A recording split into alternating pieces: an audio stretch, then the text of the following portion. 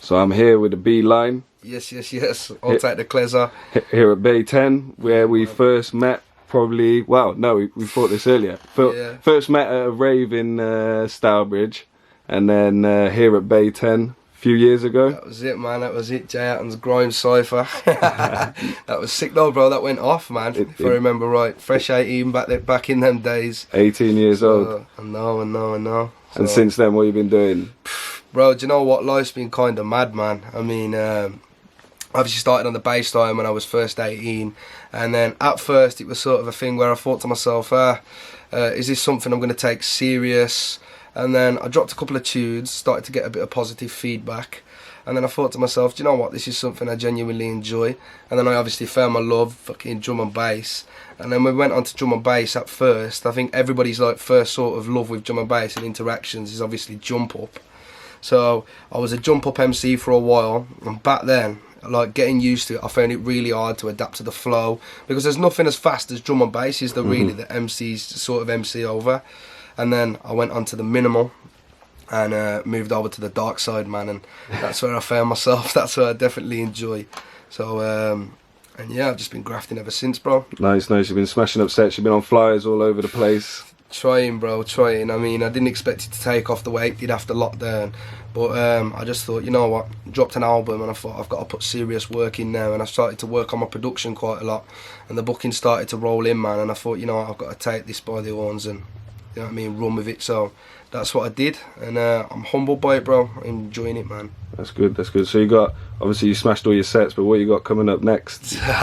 Bro, we got quite a few tunes, man, in the works. I mean, we've got a 3-part series that I can't speak too much about. That is a little bit of a secret one, but we've got the likes of Hiccups and Walks on the first beat, and then after that we're thinking Poss maybe using the second beat, and then the third beat is obviously going to be a deep one, man, because it's quite a deep subject that we're talking about. But it's a real life situation. I like to talk about like real life situations, and not something that we've necessarily lived, but something we're sort of like reenacting, and just talking about what people do actually go through in real life. Do you know what I mean? A lot of pressure, and that's all I'm going to say. I know exactly what the 3-part series is about, and it sounds so sick. I can't wait to see it. Man, everyone else best tune in for that. So what was the first set, because you told me a story earlier which I think was sick about Illa? Yeah, so I ran a set, I think it was that first night I might have met you know, at Stourbridge, and then I did a set at Stourbridge, Old Type D&B Culture, the first ever people to put me on, and I ran a little set, and I thought, you know what, this is something I really enjoy. And I think it was then when I decided, you know what, drum and bass is something I want to do. And then I linked up with Illa for the first time ever I'd ever met him in my life, and we jumped on a set together and we did a back-to-back. And when I think about it now, bro, he absolutely duppied it, and he was passing me the mic. I had no expression in my voice, nothing, and it was shit. I was terrible, but I thought, you know what, I'm going to keep pushing. So the next day I got to Lab 11 with all my pals. I was raving every weekend at that point, and I get there, and I'm walking through the crowd, and I'm fucked up, and I just feel this big hand grab me, and I'm thinking, oh shit, it's security, man.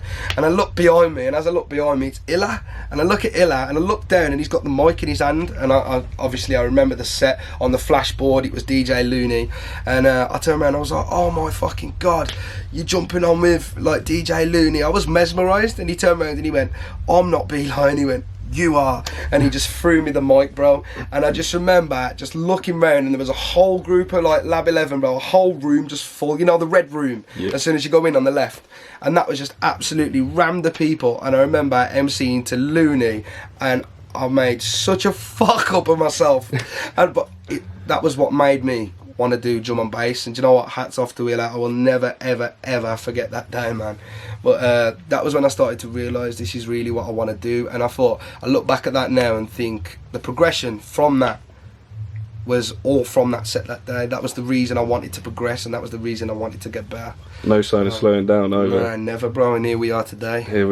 So you got, obviously you got your tunes and that coming up. Yeah, man. But you got some bookings. Yeah, I mean, we got quite a few all around the country as usual. It's been a bit quieter, I'm not going to lie. That's obviously because of festival season. I mean, this time last year we were flat out, and the reason we were flat out, I think, was because so many events were put in place of festivals because of obviously all the COVID and that stuff. But to be honest, bro, it's just made me want to work more than ever and work harder. I'm sitting at about 6 to 8 bookings a month, but I'm trying to make that 2 a night, 3 a weekend, you know what I mean, and stuff like that. So yeah, we got a few in Bristol as usual. We got a few local as always in Brum. We got a few in London and in the Vauxhall area. I'll keep that one shush, you should know what I mean. And then we got one in Kettering in September. And I got a few at Labman and Lakota in Bristol, so yeah, looking forward to it, bro. Nice. So you're at Worcester next weekend? Yeah, man, we got Wu-Tang Festival, big up Ritson, Folburn, all the crew. Looking forward to that one, man, as I've never been to a Wu-Tang before. Yeah, so nice. And if you ain't got your ticket yet for that, you need to get the ticket. Yeah, 100% go and grab that ticket. I mean, you can message me directly for the link. I'll be happy to give it you. But if you go onto Skid or type in Wu-Tang Festival, I'm pretty sure they're down to the last 100 tickets, something like that, until the place is an absolute complete sellout. So if you want to see the likes of Kleza, myself, Illa, Steve, Kenneth, Alex Perez, or the big man like that, then it's definitely the place to be, man. It's going to be sick. Looking forward to it, bro. Nice. Can't wait to be there. Yeah, man. So tell the people then where to find you on the socials. On the socials, MCBline Official 1 on the Instagram, MCBline Official on Snap, MCBline Official on TikTok, and Beeline obviously on Facebook. So yeah, man. Nice one. Well, it's been a pleasure catching up with you again, my brother. I'll see you next weekend. Yourself, yeah, man. Sweet.